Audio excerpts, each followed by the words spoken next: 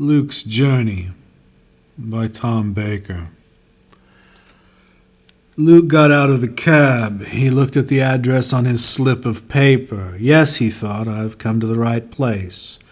Around him, traffic continued to hum and thrull, and daylight slanted down in eddying arcs of brightness mixed with dust, exhaust, and that peculiar flying grit that penetrates your lungs when you breathe cotton like a fish in the summertime.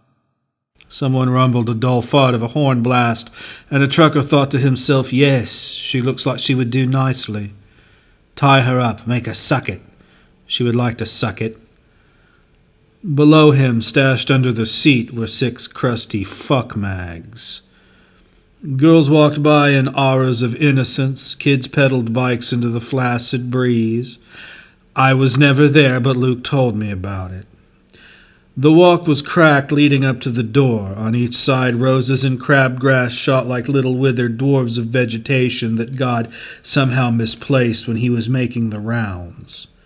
So nasty. Yard was strictly run to riot, a nonsense tableau of weeds and broken toys. Plastic Nerf balls and bits of this and that. Beer bottles glint in sunshine sparkle, sending out white-hot points of fire. Bees buzzed around Luke's head.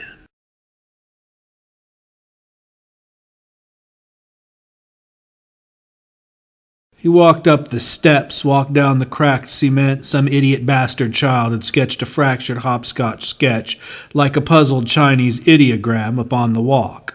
Little feet pounced here, clutching pebbles in the boiling breeze long ago. Jump ropes scattered on the porch. He walked up creaking wood to the front door. Jesus peered at him from beyond the rusted screen. He pulled open the door. It had been long months since last he saw Clem. It was at the institution where Clem was a fellow inmate. Both of them got along well enough. Then they became fast friends, Clem leading Luke in little mind games and dragging him around the maze of his own speculations and philosophical meanderings. Clem would sit back, lace his hands behind his head, and say, "Well, Luke, old bean, what do you think of that? What do you think of that, eh? Does that sort of speculation tickle your fancy?" And Luke, who was obsessed with philosophical meandering and Derrida and post-structuralism and deconstructionism and probably some other stifling, muddy thinking pushed out by Frankfurt School theorists, would lean over the cracked plastic table, what had scratches and scrawls and doodles of mad little faces on it, and just stare at Clem like he had never seen anything quite so strange and wonderful in all of his life. And maybe he hadn't. And so the two of them created a sort of meeting of the minds, and conversations around the card table went on long after the other patients had gone to bed. Out during rec time, when Clem would stand there with his curly sandy hair blowing in the hot breeze and a cigarette hanging out of his weird fish-like lips, would then expound upon his philosophies. Luke was always an attentive listener. Now, I don't believe for a moment anyone actually ever believes they're going to die, he would say, as beyond the wall, trucks and buses rumbly farted by in the distance. The head nurse would scratch cryptic pyramids in the sand with her white shoe point. What happened? Suppose I am a solipsist, Luke. Are you real? Only in the confines of my imaginings. The mind is simply a sender-receiver, nothing more. We just aren't sure yet who is doing the broadcasting. Clem looked up, his face shaded partly by the shaking branches of an old tree overlooking the patio. Patients milled around in drugged and bored apathy. Minutes fell like a sledgehammer thump upon the skull of the world. God, I suppose, Clem. God is the sender. We simply decode the signals. Clem looked off into the distance. In the distance, 2 men in orange vests were laying down a number of traffic cones. The smell of hot tarmac competed with burning cigarette in the stifling air. Yes, but he's a cruel bastard, isn't he? Luke realized he loved Clem a little. They corresponded by mail a few times, but it seemed a rather dull alternative to the conversations. Clem expounded upon God, death, the nature of time, dreams. Luke took it all in silently, responding as best as his limited knowledge would permit. Days turned into months. Luke's mother was ill, died. He moved into the halfway house. He learned to cook meals. There was no one to speak with, no one to pry open the vistas of his mind. There were a number of mentally impaired who slopped dinner down their chests. A girl crawled on the floor. Chester, a very lazy, large boy stuffed full of psychiatric medication, often fell asleep outside on the lawn. His huge bulk was usually shaded by a pathetic tree. Luke was detached, disconnected. His mind was empty. What had ever convinced him to seek out anything beyond himself? The world was what it was. It smelled of disinfectant, dirty ass, and the musty funk of crooked hallways. Darkness impeded and perverted his sense of self. He was withering on the vine, tuning out. So he no longer felt, no longer thought. Vague impressions and hints of possibility disappeared, just as questions of meaning and time became irrelevant. There was no time. There was a steady stream of dishes to do. But he often thought of noble Clem with his sandy, curly, long hair and his tall, gangly figure, who knew so much and talked so plainly, and yet whose mere questions resonated like music, infuriated and bothered Luke, who had never had his mind picked apart by anyone save his psychiatrist. So,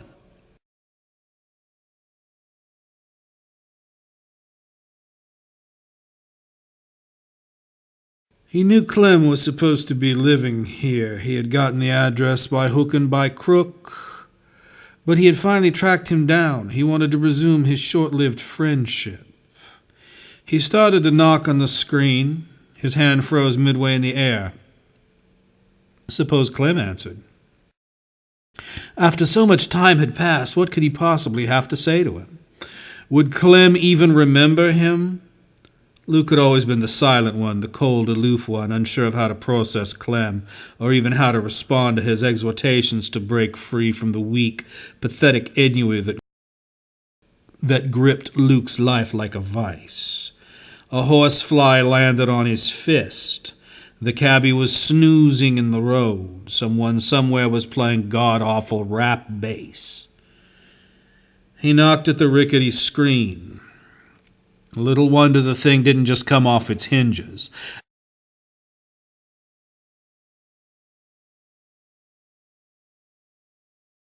As it was hanging by crooked rusted threads across the face of the battered wooden door. Inside, a heavy funk of mildew, darkness. Nobody home then? He waited dull seconds, ticking into a full minute. The cabbie, a withered man in a ball cap, would eventually become impatient. Luke wondered what would transpire in the next few ticks of the clock. He could hear creeping in the gloom. The creak of footfalls pounding on old loose floorboards, the whining cringe of the door being drawn back seconds after the clink of a falling chain, the rattle of a loose handle, the click of a deadbolt. An old woman came to the door, a toothless crone in a rumpled polyester dress, bored eyes like dull pinpoints of black-boiled hate and apathy. Loose, shitty curls of gray hair ringed a dusty, creased face, with dust caught in the withered folds. One arm up on the door jamb, she leaned, her large, droopy visage eyeing Luke warily. Long minutes, clock ticking, horsefly buzzing, stranded in a macabre moment of dreamlike resonance. Luke could barely spit out the words he wanted to say. They were caught in his throat like a bone choking the sensibilities out of him until he felt quite dizzy with fear and apprehension. Finally, he managed. "Clem, is he here?" The woman turned, cast her head back off into the stifling darkness, seemed to work her toothless maw for a moment, and spoke to someone who might as well have been invisible. No Clem here. Pause. You must have the wrong house. Luke paused, unsure of how to proceed, lifted the paper up to his face and said, No, I'm certain of it. This is the right house, right address. I was told that Clem Johansson lived here as a tenant.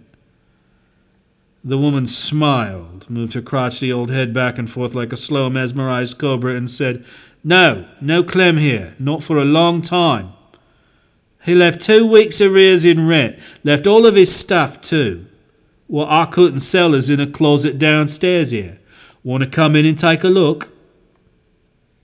As an afterthought, she added, Friend of yours?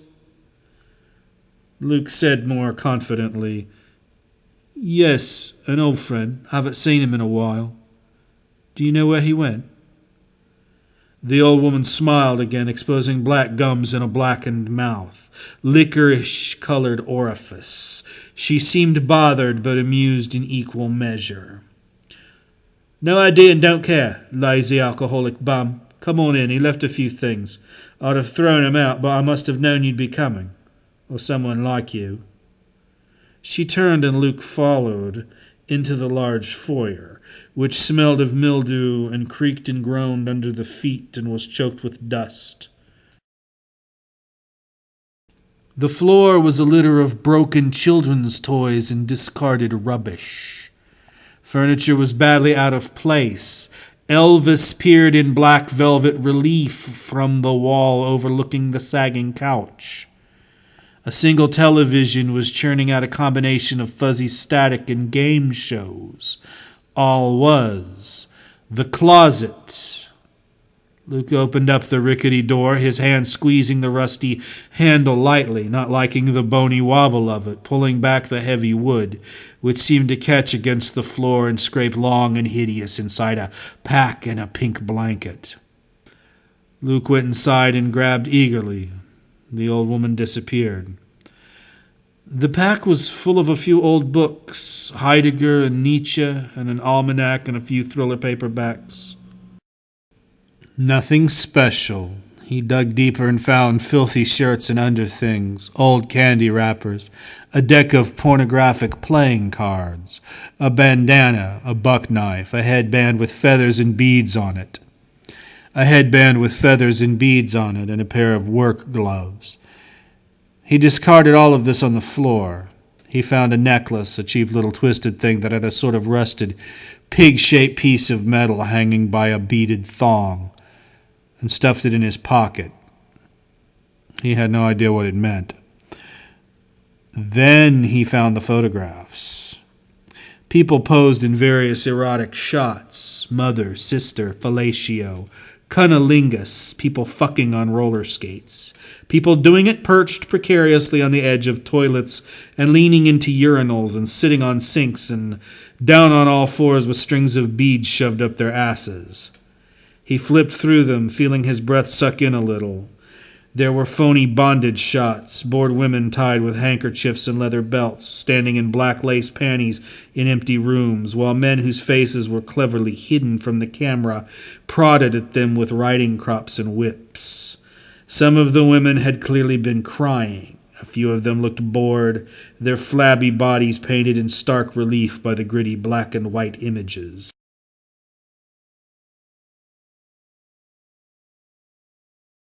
Intermixed were quite banal scenes of a family at picnic, Mom and Dad and Sis and perhaps little Clem from decades ago.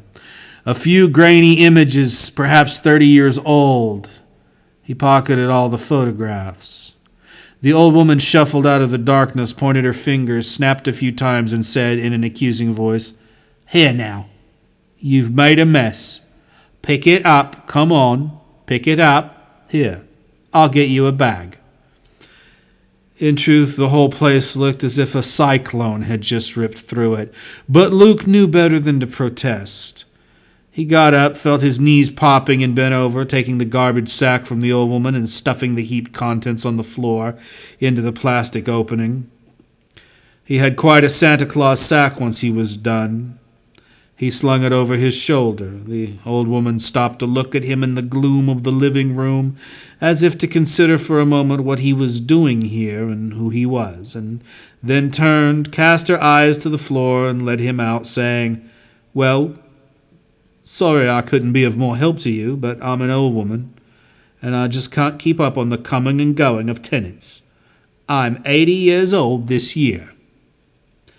Luke apologized for any inconvenience and stepped back out into the heat. The cabbie was still waiting at the curb. Somewhere a car alarm had started wailing out terror to the bored, apathetic streets.